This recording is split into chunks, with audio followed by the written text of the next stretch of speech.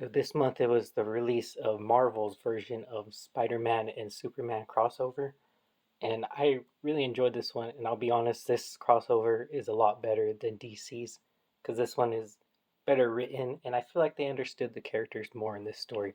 And I'm going to focus on the moment where I saw that happen, and I wanted to start with the moment where I realized, or the make or break moment for me, which was going to show how much they really understood the characters. Because here, as Spider Man is holding up this structure, they don't really say what it's made of, but we can just see how it's coming down on him and how it's caving in around him. So you can imagine how heavy it is. But I like how this story uses like these silent breaks in between, and you can really feel the silence here. I like those breaks. It does it one more time that I really liked. But the question that does it right here, because Spider-Man tells Superman to ask him questions, and Superman asks, he says, "Why do you do it?" And he asks him, why is he pretty much like this? Because when he told Spider-Man to leave, that wasn't an option. So he asked him, why you do it? And this is another moment where they use like the pause, because there's silence here, and then he answers and he says guilt. And I haven't seen a lot of Spider-Man stories really cover his guilt. They kind of just like go over it during the time of Uncle Ben's death, and then they kind of forget about it. But I like the Spider-Man stories where he is very aware of his guilt and that it's a main driving force behind him.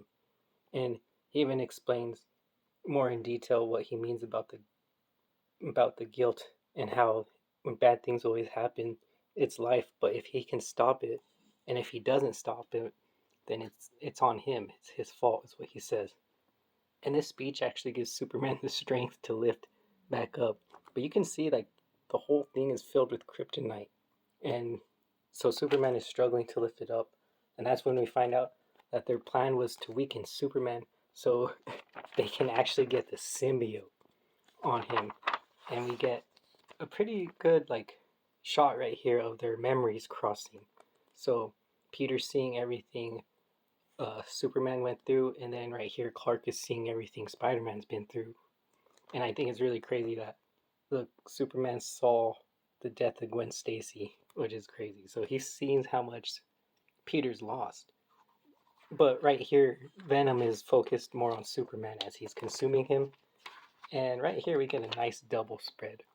This might be a contender for my top 10 because this is a really sick double spread. I never thought I would see a symbiote Superman.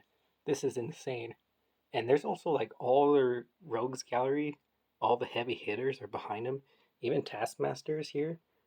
And I'm not sure what Doomsday is doing here, but I don't see him being that passive in this moment. But anyways, the fight goes on. Well, it's not really a fight. It's just Spider-Man trying to do everything he can to dodge symbiote Superman. But Spider-Man eventually gets the kryptonite off of him, and then Superman fights back. And I thought that this is really cool that Superman, all he has to do is to get rid of a symbiote is just basically clap.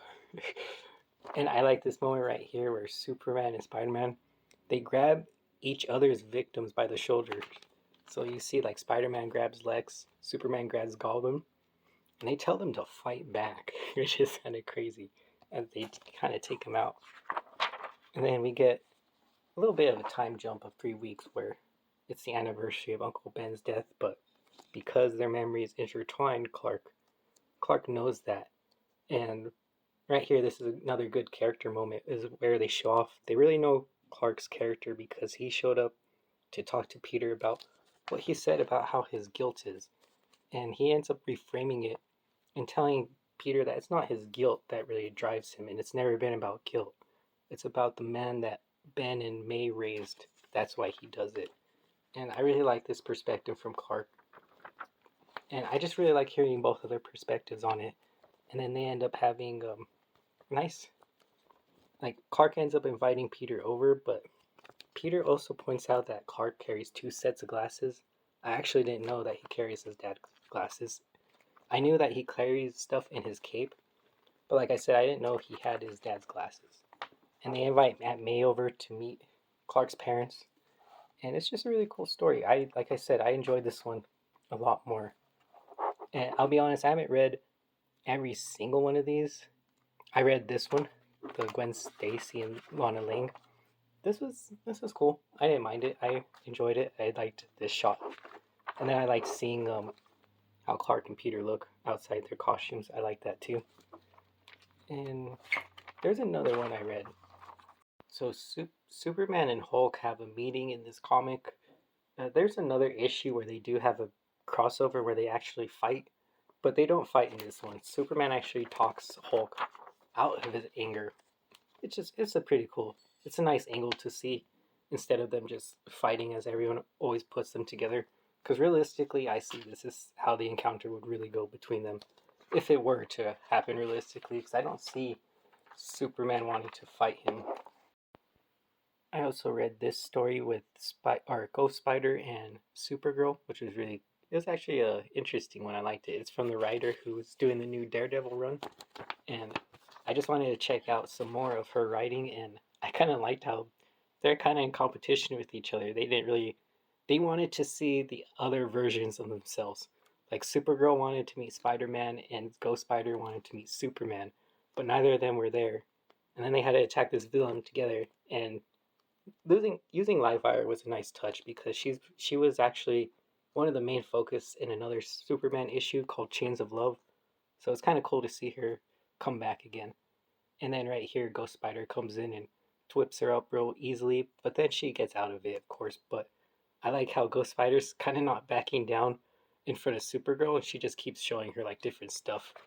And I don't know, I just like the competition between them two and kind of the smack talk, but I also like how Supergirl signs her autograph book, anyways. I did like that one. But those are all the stories I have read in this. I'm reading through it really slowly because I'll be honest with you guys, I'm not really too into 2-page stories or whatever these are, just because not I don't have anything against them. It's just right here's a perfect example. It's called One of Those Days, where they briefly talk about Gwen Stacy's death, but this is like the one story I wish was actually longer. This needed more pages. So even though I liked what was here, like I said, this moment needed to be a little bit longer, and that's why I also prefer the crossover from the 1970s. That's my favorite crossover between these characters. But this is a close second. This is a good one. I really enjoyed this. Even the stories in this that I thought were just okay, they're still good stories, and I just really liked it. I also like this cover. I finally got I think his name's Scotty Young. I really got one of his covers because I really like the artwork, and I really like the jokes. I like this one that Spider-Man points out because I will be honest with you guys, I knew Superman's curl was supposed to be there, but I didn't know it was supposed to be an S. I'll be honest with you. But anyway, that's all for this video. I really enjoyed this crossover. I'm not too sure what the next big crossover is going to be. I'm thinking maybe it'll be Captain America and Wonder Woman, but that probably won't be until maybe next year or something. But anyways, thank you guys so much for watching, and I'll see you guys on the next one.